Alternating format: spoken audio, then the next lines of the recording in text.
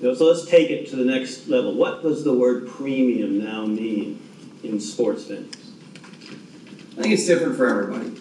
There's no one size fits all. What it might mean in the Bay Area might be different in Green Bay, Wisconsin, or London. So I think it depends on what benefits and amenities you're selling your customer. Obviously, in the San Francisco 49ers case, if you were to spend a couple $100,000 of your money, you expect tremendous food options. You expect tremendous wine. You expect tremendous, 5-star service. We're lucky enough to have a tremendous partner on the food and beverage side. We partner with Levy or Compass. Some of them that may be our partner here. They do a great job on our side of the ledger. We couldn't be happier with them. And so I just really think it depends on who you're selling to, at what price point you're selling it, in whatever market that you have, at whatever premium space you've designed. Or what we think about at the Elevate side is who are you trying to cater to, what price point are you going after, and alongside of that price point, what is the service and amenities that one would demand based off of that price point. And so if you think about the Rams example that Don used, why would anyone spend $150 million in FF&E?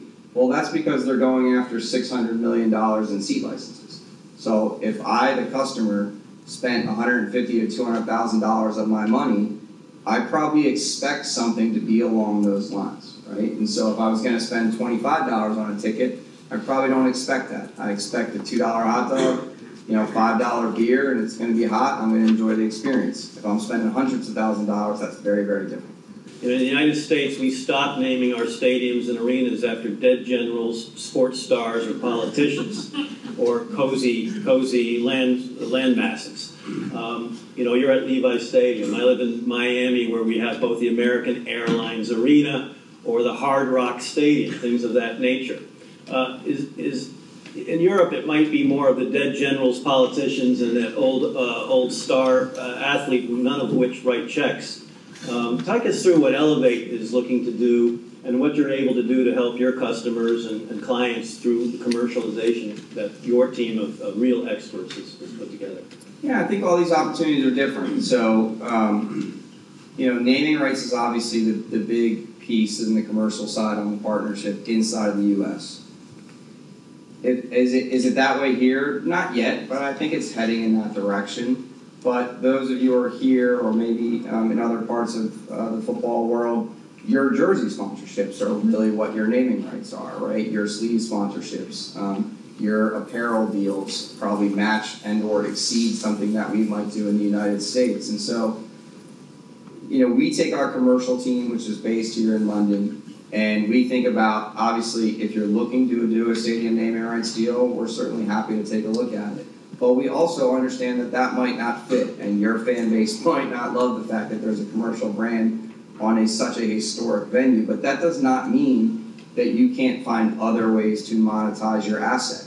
And listen, I am beyond jealous to some degree of your all ability to take your brand and make it global overnight. And what I mean by that specifically is if you think about the San Francisco 49ers, obviously you think about the 5-time Super Bowl champions, you might think about Joe Montana, but we're really, even though we have this massive global following, we can't monetize that following to a degree. We can't take our rights and marks outside of the 75-mile radius in and around our stadium. So I am beyond jealous of your opportunities to take your brand wherever you're willing to go and wherever you're willing to invest. And so, yes, on your asset grid, naming rights might not be the largest opportunity for you, but you know what? You have a tremendous opportunity within your shirt deals. You have a tremendous opportunity within your LEDs inside of your stadium, and you have a global opportunity if you're such a great brand where you literally can sell to all of your followers all around the world. And our commercial team inside of the UK and across the world specializes in what you all do well and the assets in which you have to sell. Our team in the United States probably thinks about those assets a little differently, and that's why I say there's not a one-size-fits-all to this.